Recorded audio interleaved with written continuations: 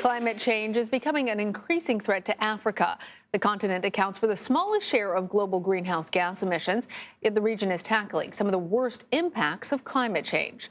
Experts say many parts could see extreme weather events and loss of land, while others could face water and food scarcity in the future.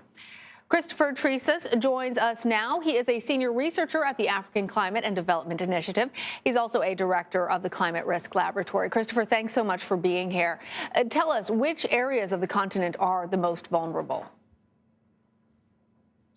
Thank you for having me. In the context of Africa, really the whole continent is vulnerable depending on the climate hazard you're talking about. The science is clear, and this applies to more than Africa, that climate change is a threat to human well-being and the health of the planet. And any delay in concerted global action would miss a brief and rapidly closing window to secure a safe and livable future for people and for the planet. Right where I am in Cape Town, for example, we are already seeing the impacts of climate change. The Cape Town drought of 2015 to 17, where the city nearly ran out of water, that was assessed to have been 3 times more likely because of human-caused climate change.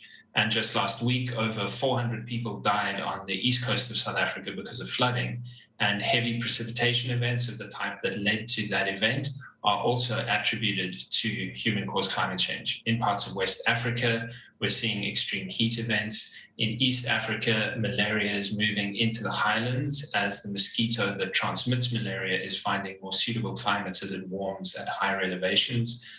In the marine environment around Africa, we're seeing increased heat waves in the ocean that's leading to the death of coral reefs. On land, we're seeing birds moving higher elevation, tracking climate as it warms. We're seeing animals move towards the temperate regions of the continent, animal species. We're also seeing reduced food production, loss of life from extreme heat-related events, and reduced economic output. Christopher, as you're detailing it, there's a long list of ways in which climate change is creating problems on the African continent. And it's a diverse continent with many different parts having different problems. But heat waves and droughts is something in particular that you mentioned. And that has been something that has plagued Africa in the past, particularly leading to famine and other problems. On that front, how can African countries secure enough food in changing climate conditions? So the first and most important thing is for us to reduce our dependence on fossil fuels. And that's not just in Africa, that's globally. So we know there are options that are available to adapt to climate change in agriculture, and in many cases those work under current climate conditions, but how well they work into the future is uncertain. So for example, for maize in Africa, there are options like improved genetic varieties, irrigation, different times of planting, different types of seed that are more drought tolerant. But we're currently at 1.1 degrees Celsius global warming, that's about 1.8 degrees Fahrenheit. And if we go to 2 degrees Celsius global warming, which is about 3.6 degrees Fahrenheit, then adaptation options start to fail.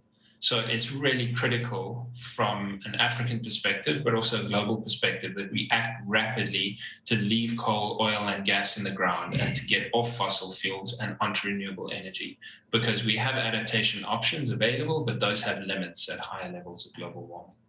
Christopher, what you're describing is something that's necessary not just for folks in Africa, but as you say, around the world. What obligation do you think the rest of the world has when it comes to fighting climate change in Africa? I mean, you alluded to it already. There's this climate injustice where Africa has contributed only about 7% of the historical greenhouse gas emissions causing climate change, compared to North America that has contributed about 23%, and yet Africa is already seeing some of the most severe impacts. So going forward, it requires international collaboration and this concerted global action to rapidly reduce our greenhouse gas emissions by about 40% by the end of this decade.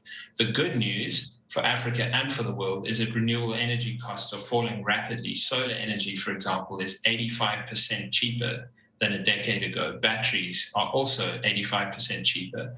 Wind, renewable energy from wind, 55% reduction in costs. So in many parts of the world now, these renewable energies are much cheaper than fossil fuels even. And so there's this real urgent demand globally to transition to renewable energy for the benefit of everybody. And then in an African context, to help enable Africans through things like concerted climate finance, through transfer of technology, through supporting governments and institutions, through supporting education initiatives on the continent to really help them adapt and help us adapt rapidly to a climate change future. All right, Christopher Trisos, thank you. Thank you.